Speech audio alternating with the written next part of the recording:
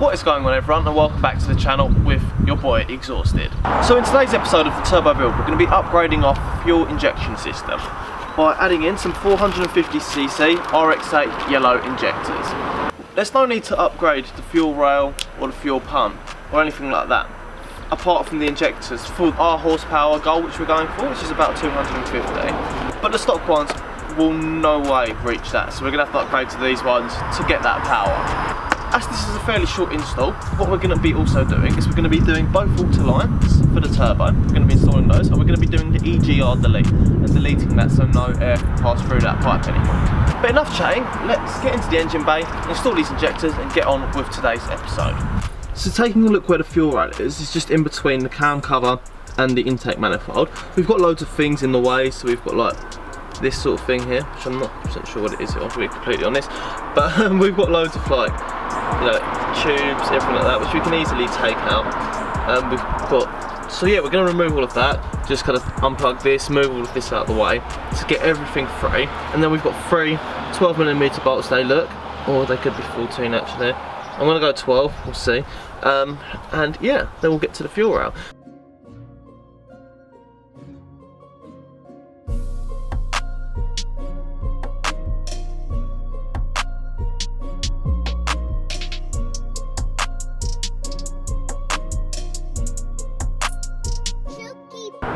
So now we've got pretty much everything out of the way, we're going to take two really important precautions before diving into the fuel system. So we open our fuse box. This relay, so it's the big black relay, it's for the fuel injection. So we want to remove this first. Just take that out and place it to the side. And then we're going to come into the car. And we're going to crank it over for a few seconds to relieve the fuel pressure.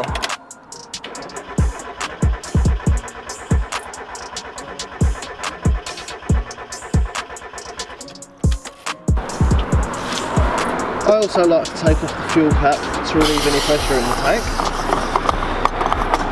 So like that, and just place that on top so no dirt gets into there. And now we're ready to dive in and start taking apart parts of the fuel system.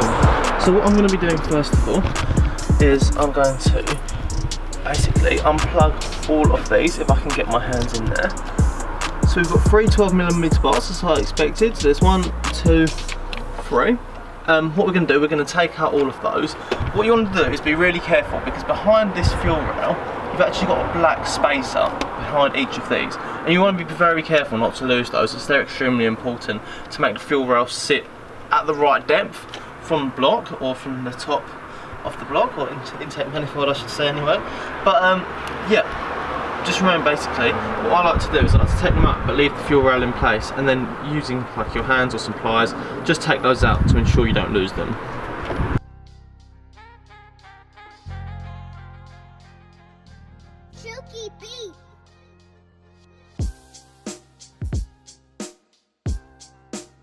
I don't know how well you can see down here, but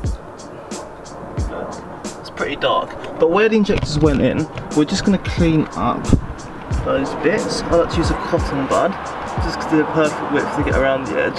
Make sure none of this dirt falls into the engine. So I'm going to put the camera down so I can do this more carefully, but just clean them up so we have a nice flat seal for the injector. I'm now going to get the new injectors, and one at a time carefully place them in here. So I'm just going to hold the fuel rail up and out the way.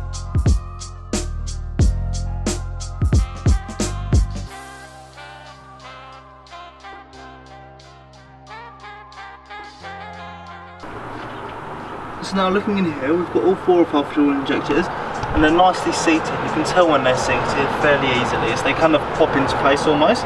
Then place all of these plugs facing upwards, so they're easy to plug in. And we're going to go ahead and drop the fuel rail on top of this, not forgetting to put our black washers or black spacers in here between the head of the engine and the fuel rail. So we're going to go ahead and put those in, and then try to get this seated onto the fuel rail.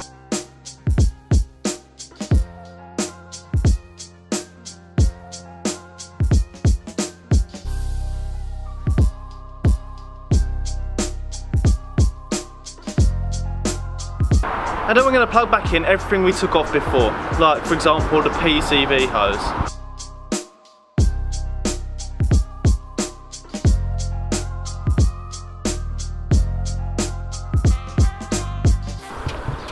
So now the injectors are fully installed, we're going to test to see if there's any fuel leaks to the bits we've tampered with.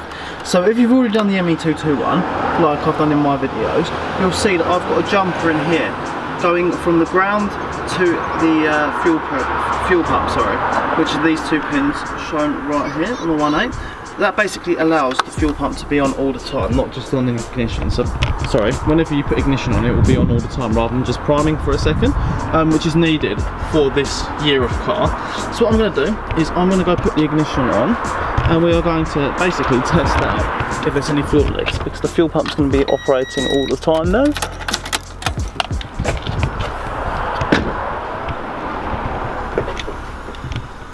We're just going to check all of our connections. So yeah, that's successfully installed, lads. So that was the install of the fuel injectors. Very, very simple upgrade. But please bear in mind, if you're not going turbo, there's no point doing this at all. You need to be running a suitable map to run the injectors and forced induction. There's no point upgrading them, because then you'll just be running really, really rich. So it's just a bit silly. And your stock ECU won't know how to run those upgraded injectors anyway, so it won't work. Yeah, a couple of things to bear in mind. I didn't mention them earlier in the video, but they're really, really, really important. Is to take out the fuse for the fuel system, for the fuel pump, and make sure you crank over the car, relieve fuel pressure, and also take off the cap on the back where the fuel tank is to relieve pressure.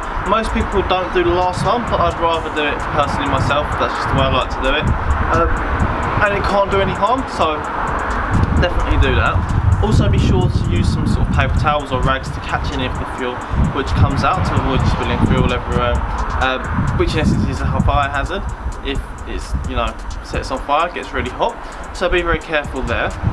But apart from those two, very simple, straightforward installation. If you just follow those simple steps, make sure you don't lose any of the washers, and you'll be good to go, guys. So what I'm going to do now, as that was quite short, is run the water line from the thermostat to the turbo, and the turbo back down to the block. I think it goes into the block. I haven't exactly looked where it goes into, but I know where to attach this to. So let's crack on, go cut this down to the side, attach it all on, and then we've got our water lines done, and then we can move on to the EGR delete. So if we have a look over here, from the thermostat, well, basically we're going to run one of the water lines from this end. So it's basically going to take off this whole tube, if that makes sense. Run one from this end to the inlet port, and the return will go into that. This one down here. So yeah, very straightforward. Let's go ahead and pull this hose off.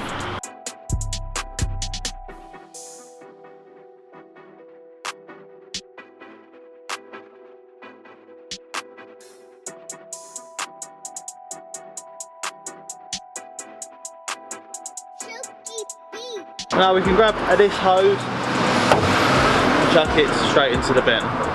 Now I've got a meter hose for this. I've used it for, it's a hose which is suitable for oil, fuel, water, so it's like a heavy duty hose almost. So we're going to go ahead and shove one end onto this.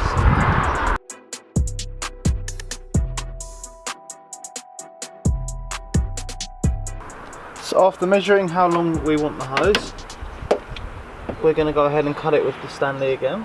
But we're just going to go ahead and attach this into the top mount of our water feed, and that should be enough clearance from the exhaust manifold. But we're going to kind of wrap this in some heat resistant stuff, like to hopefully stop it from melting. If not, then I'll find another way to route it, but this will be good for the time being. So now we've got our water feed hose going straight into the turbo, and the water return right here goes under, back down into here. And now I'm going to basically zip tie this across a little bit so it's not touching the exhaust housing, just in case it would decide to melt. But yeah, it should be perfectly okay like that, because it would be running down either side of this anyway, so I don't see why it wouldn't be. So the EGR pipe, where you can see this grey stuff on the end, I've done quite a B-Tech way to delete this, because I don't have a welder. So what I've done is I've got a nut or a bolt, sorry, which will just about fit in there. Covered it in JB weld, and basically shove that in there and let that like basically harden and weld into place, which should block it off. I'm going to test it once it dries, which will be tomorrow, and see if there's any kind of holes or anything where air can get through. But yeah, I think that'll do the trick fine. I'll cover it up with some like black wrap anyway, so you can't see it and it looks neat afterwards. So guys, that's all for today's episode. What we did today, to give you a brief overview, is we did the injectors, we did the water lines for the turbo, and we also deleted the EGR pipe. So that's pretty much everything done now. We just need a couple more intercooler pipes to connect everything up, and a new oil feed line, because the one I've got, if I show you, this bad boy is not long enough. This one's probably about half a metre. The one I've ordered is 2 metres, which is a bit overkill. I probably need like 120 centimetres, but I thought better have more, and then I can just basically tuck it away behind the engine if there is too much, rather than having to order another one again. Just saves the hassle. And then we just got to do the oil return for the turbo, and everything will be done. Of course, the clutch install and everything like that, but to get the car actually running, that's all we need to do. But yeah, thanks for watching. Be sure to smash that subscribe button down below and turn on that notification bell to stay up to date with the latest automotive content from myself. Sometimes YouTube doesn't show you notifications unless you turn on that bell, so if you do that, that would mean the world to me, and it means you can see all of my videos on the channel. And if you enjoyed the video, make sure to hit that like button and comment down below. The more interaction on my videos, the better, and it helps the channel grow, so that would be absolutely amazing. But yeah guys, until the next one, adios.